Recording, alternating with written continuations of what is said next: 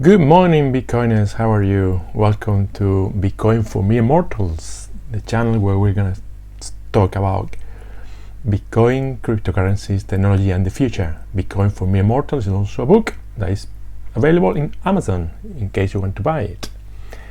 As usual, we're going to talk about education and entertainment, and this is not financial advice. Let's have a look at the markets today, what's going on. Market is kind of flat still. Bitcoin is starting to pick up, and maybe this is gonna be a good day because it's already starting in green. It's recovering for 4.4% in the last 7 days. So maybe it's gonna be a good day, or maybe it's gonna be a flat day. We never know. This is the thing. In the short term, it's very difficult to predict what Bitcoin is gonna do, but in the long term, it's very bullish. I'm going to show you very good news, very good information that we have that is going to keep us optimistic about the markets.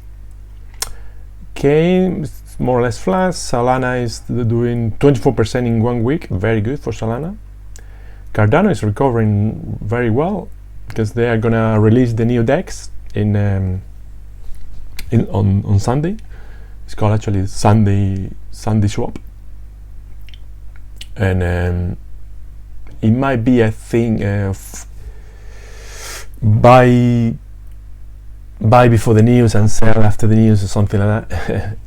I'm not sure. Cardano is quite weak. It's been very weak for the last year. Not year, but for the last 90 days.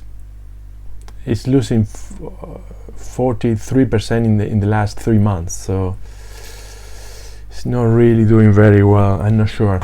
Let's see what happened with the DEX. Obviously, they needed the DEX, and it's coming on Sunday, so it might be reasons to be optimistic. And what else we got? Everything's flat apart from Luna, 11%. Amazing what Luna is doing lately, and Polygon is doing very well as well. The rest is more or less stable. Anyway, let's have a look at the news. Mercado Libre is a platform, e-commerce platform that is it works in the whole of Latin America, and they're planning to accept BTC and other cryptocurrencies as payment for all products. We're talking here a market about 500 million people, so that's a lot of people. If they start using Bitcoin, that's going to be really good news for Bitcoin and for cryptocurrencies in general. And this is another thing that is inevitable. This is happening. This is already happening. So bullish news. Another one is Goldman Sachs. Goldman Sachs and other Wall Street banks. Goldman Sachs is one of the biggest banks in the world, by the way. Are exploring Bitcoin-backed loans. They're thinking about lending you money if you already have Bitcoin and you can back it up. So there you go. Very good news. More things. This is in Spanish. Sorry about that. The U.S. government is probably mining Bitcoin, according to an expert.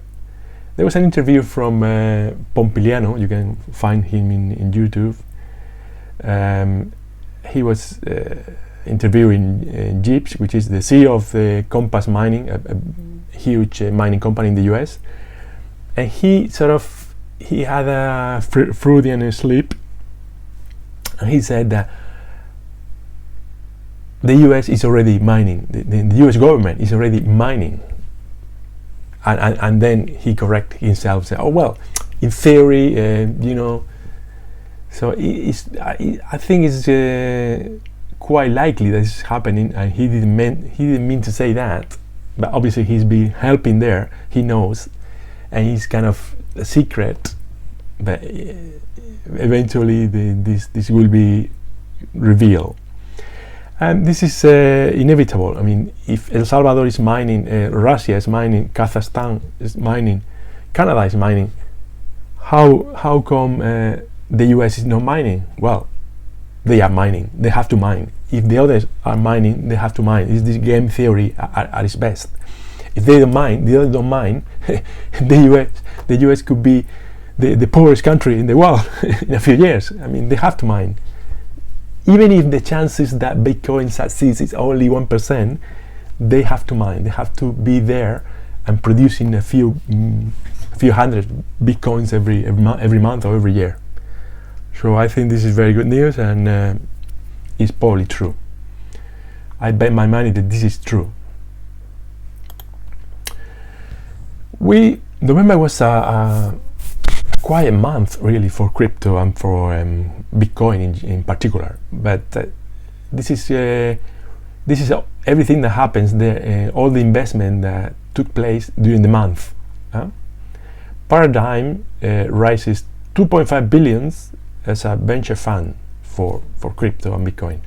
Pantera 600 million, Crypto.com 700 million, Consensus 200 million, and the list goes on and on and on. All this money is coming into crypto, it's coming into Bitcoin, and obviously this is a slow process. They cannot just go to an exchange and buy 2.5 billion of Bitcoin because there's not enough Bitcoin there.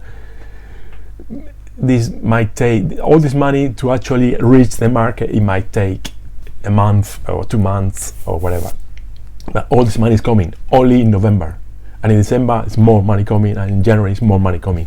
So the news are really, really bullish, and the price is still flat. But buy while you can, because buy now while it's flat. But when it shoots through the roof, it's gonna be too expensive. So it's a good opportunity to buy. Breaking news: Fidelity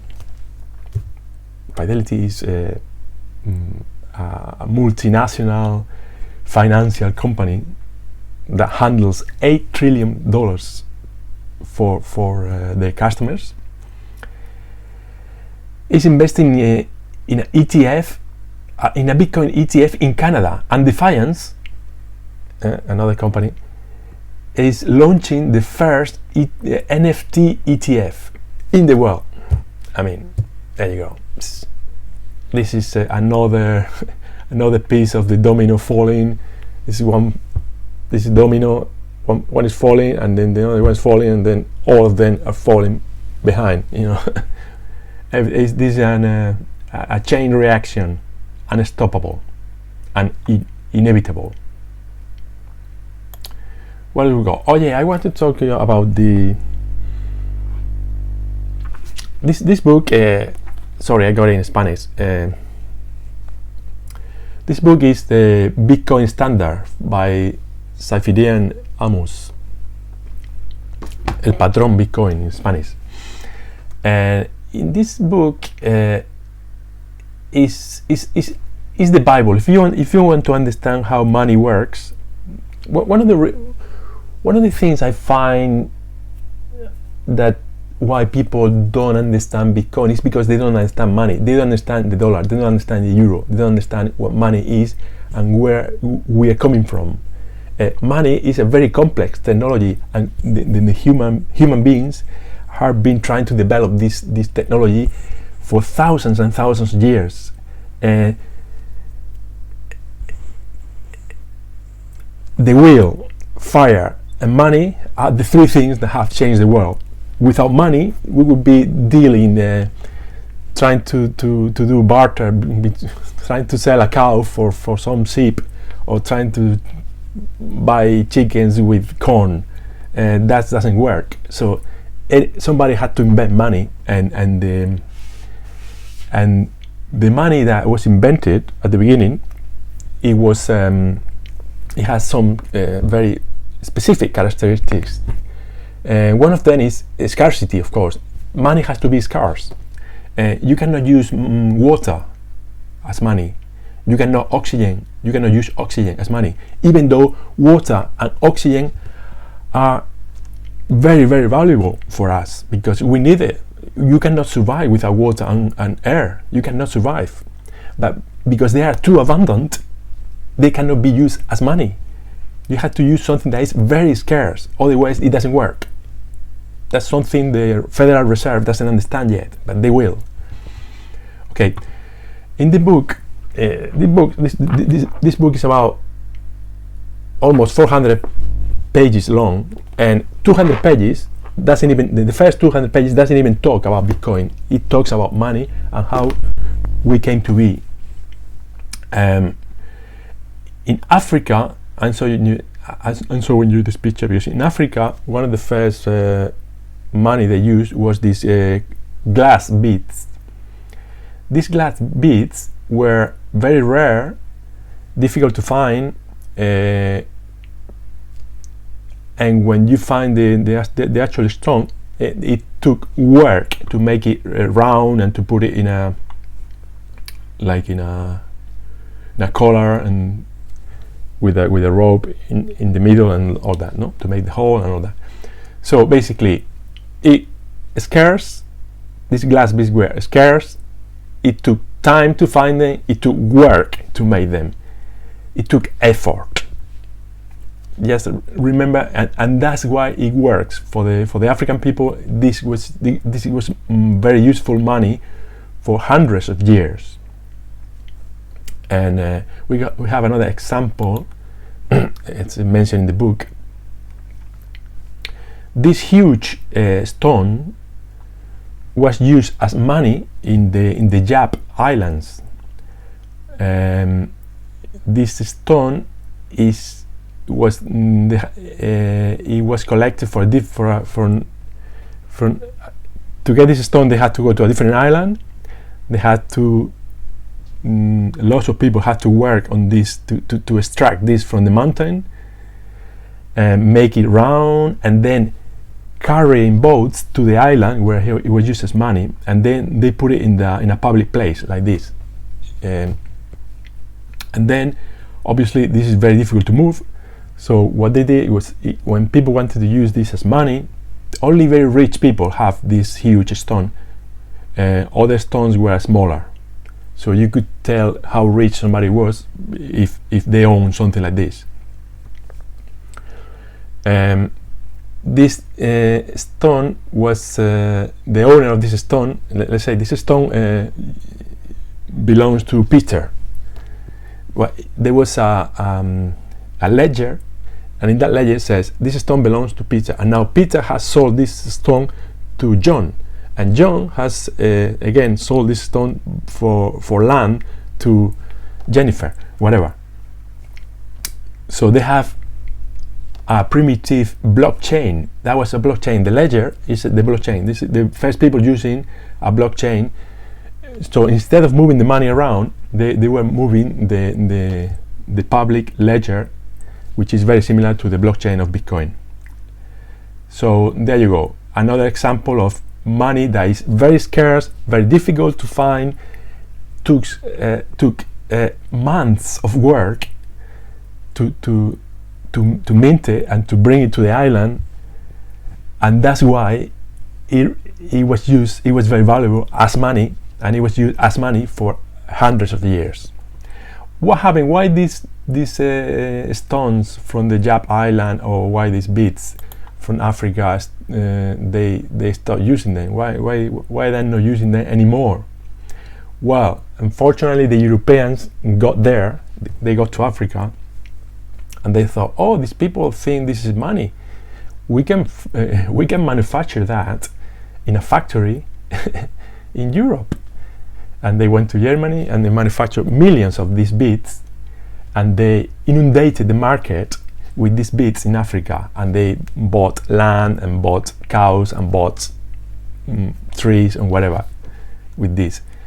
And what happened when you flood the market with new money that is easy to make? Well, the value of these beads went to zero, exactly zero. People stopped using them. So there you go. What happened with these stones?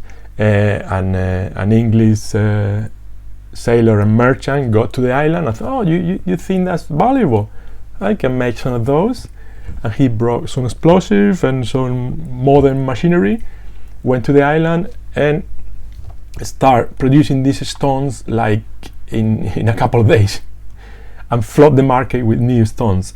So the value of the stones went to zero, and they stopped using them as money. Moral of the story is that money has to be scarce, and and has to be difficult and take time. It must take time to make and must take effort to make. Otherwise, it doesn't work. So, what is Bitcoin? Bitcoin is money that is very scarce. Only 21 million will be available ever. So the market will never be flooded with new Bitcoin because it's only 21 million. In that sense, it's better than the stones or the bits. It takes effort. In the case of Bitcoin, it takes energy and processing power. You need very powerful computers to mine Bitcoin, and it takes a lot of energy. So this is actually